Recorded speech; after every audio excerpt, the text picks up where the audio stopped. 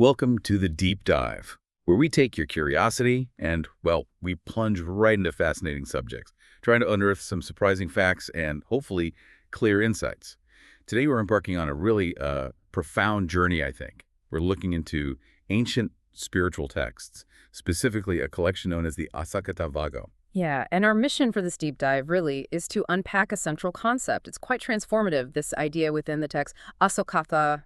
People often translate it as the unconditioned clef. So we'll explore its precise definition. But more importantly, maybe, we'll examine the many distinct and remarkably practical paths that the source material describes for actually reaching this state. Okay, so you've given us two main excerpts from this Asaṅkhata Vaggo, and what jumps out immediately, for me anyway, is how directly they go from defining this core thing to then offering all these different practical ways to achieve it. It feels less like philosophy and more like a guidebook. Exactly. That's a great way to put it. It's a powerful, incredibly direct message for anyone, really, who's seeking some kind of profound inner transformation. You get a clear destination, and then, look, here are multiple routes to get there. Right. So let's start with that destination then. The texts seem really consistent in defining asaṅkhata. Oh, yeah. Can you walk us through that core definition? Maybe start with that key Pali phrase. Certainly, yeah. Both sources are crystal clear on this. They ask, basically, what, monks, is the unconditioned? And the answer comes straight back. Hatamanya bikava sakata. Yo bikava ragakayo dosakao mokayo iddhipādā bikava asaṅkhato. Which, translates to the destruction of lust, the destruction of hatred, the destruction of delusion. This, monks, is called the unconditioned. What's fascinating there is how it's defined by what it isn't. By the absence or the complete eradication of these specific mental things, these defilements. It's not some vague abstract idea, but the total end of these really powerful inner states, lust, hatred, delusion. Okay, so if that's the ultimate destination, how do the texts suggest we, get there? What are the roots? Well, this is where the depth and the sheer practicality of these teachings really, really shine. The sources then go into quite extensive detail about the asaṅkhatagāmī maggo. That's the path leading to the unconditioned. And what's really valuable, I think, is how the second source kind of expands on and details the elements of the paths that are mentioned in the first one. It gives you a really comprehensive map. Okay, a map. Let's unpack this map then. It looks like the paths fall into several key kinds of practice. Where do we start? Well, a good place to start is with practices rooted in mindfulness and awareness. The texts explicitly mention kāyagatāsati. That's mindfulness immersed in the body. It's about cultivating this deep, continuous awareness of your physical self, basically. And building on that, they detail the satipaṭṭhānā, the four foundations of mindfulness. Right, the four foundations. So it's not just about the body then, it's broadening that awareness. Precisely, yeah. It's about a deep, sustained looking at or contemplation of the body, yes, but also feelings, the mind itself, and mental qualities or phenomena. The core idea really is to observe your experience just as it arises without getting caught up in judgment. And that leads to, profound insight. Yeah. Then from awareness, the texts kind of move into practices that develop tranquility and insight. The first source actually puts them together, samatha vipassanā, so tranquility and insight as a combined path. But interestingly, the second source then breaks these down further. It lists samatha, tranquility, and vipassana insight as distinct paths on their own. That distinction is useful. So tranquility, that's about settling the mind, right? Quieting things down. Whereas insight is more about seeing things clearly, their true nature. Exactly. That's it. They're complementary, you see. Tranquility provides that stable ground, that calm, which allows clear insight to actually emerge. And building on this, the texts introduce various forms of samādhi, or concentration. So while tranquility is about calming, concentration is more about a focused, single-pointed absorption. I see. So specific ways to really direct that mental focus. And the sources mention types of concentration, that kind of progress, from needing effort at the start to becoming more sustained, maybe effortless. And even types focused on deep qualities like emptiness. Yes, that progression is definitely key. It shows how meditative focus can deepen and become more refined over time. And, beyond these more, let's say, meditative approaches, the texts also really emphasize the sammappadhānā. These are the four right exertions. And these practices shift things a bit from observation to a more active, intentional cultivation of wholesome states and, crucially, abandoning unwholesome ones. Okay. So it's not just watching. It's about actively like shaping your inner world. Absolutely, yeah. It's about preventing the negative stuff that hasn't arisen from arising, abandoning the negative stuff that has arisen. And maybe most interestingly for the wholesome states, it talks about actively striving for their establishment, their non-confusion, their increase, growth, development, and fulfillment. It's a clear directive: nurture and expand the good stuff diligently. Makes sense. And this active cultivation naturally leads us to the Kattaro iddhipādā, the four bases of spiritual power. These are those really potent mental qualities: desire or will, energy, mind or consciousness, and investigation when they're developed with concentration and exertion.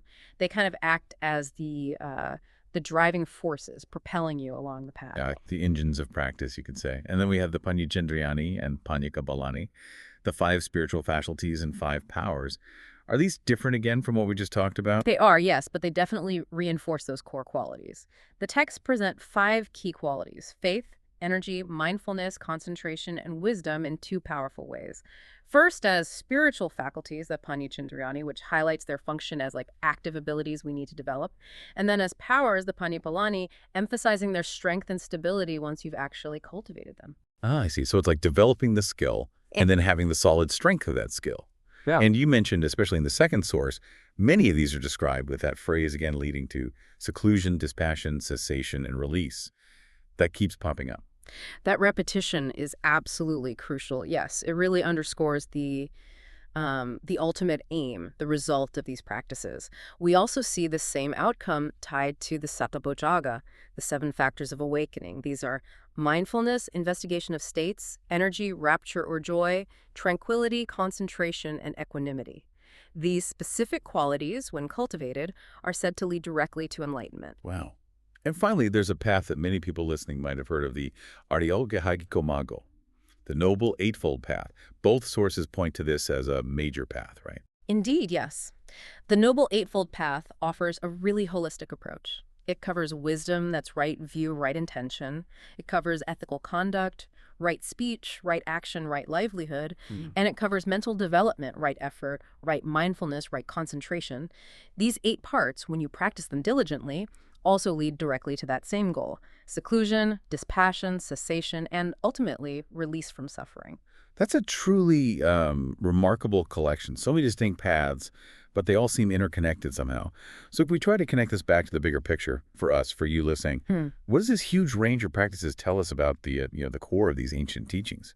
Well, what's really profound, I think, is that the ultimate goal, freedom from suffering, isn't presented as just one single narrow way. Instead, the texts offer this incredibly robust and varied toolkit.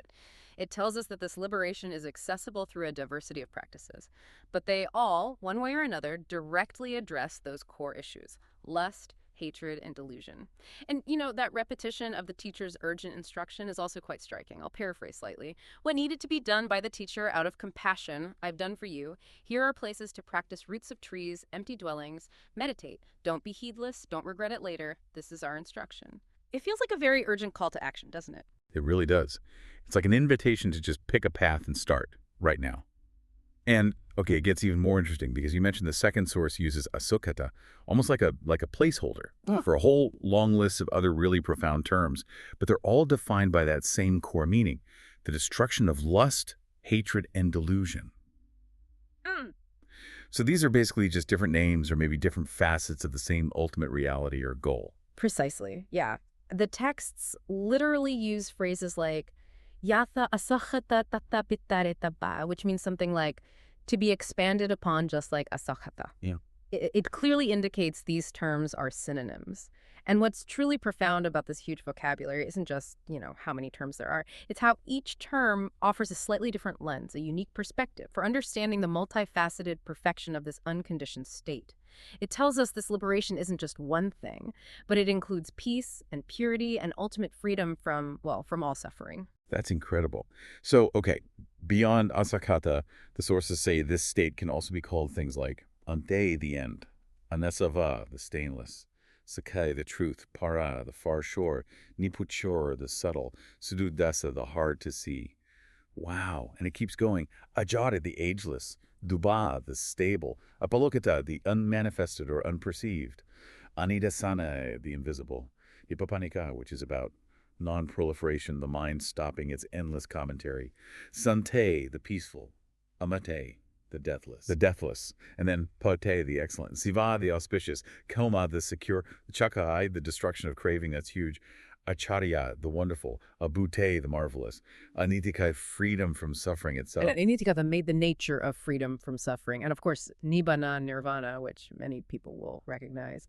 Appaichat, non-affliction. Viraga, dispassion. Suddhi, purity. Mukti, release or freedom.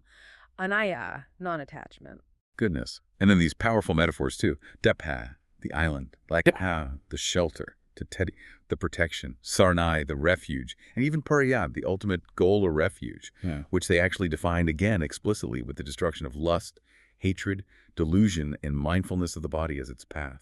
The consistency is just striking. It really is. This extensive vocabulary just highlights the richness and the multifaceted nature of this ultimate goal. It's clearly not some single, simple concept, but a state that's understood through many, many lenses, all pointing towards the same profound liberation. So wrapping this up, what does this all mean for you, the listener, taking all this in?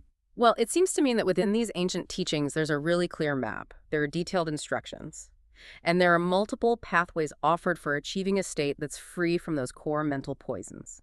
Lust, hatred, and delusion. Absolutely. The consistent definition of asaṅkhata, the unconditioned, and then this comprehensive list of paths, it provides such a powerful framework. You're not left wondering, okay, what's the goal, or how could I possibly begin to approach it? And the texts, as we saw, they even directly urge you to practice diligently. Shayata bikave mapamadata mapashovipai surino ahovata. Meditate, don't be heedless, don't be regretful later. Yeah. This deep dive has definitely given us a very direct and also a really multifaceted understanding of the unconditioned and all those precise routes described to reach it. Indeed. And maybe for you listening, consider this.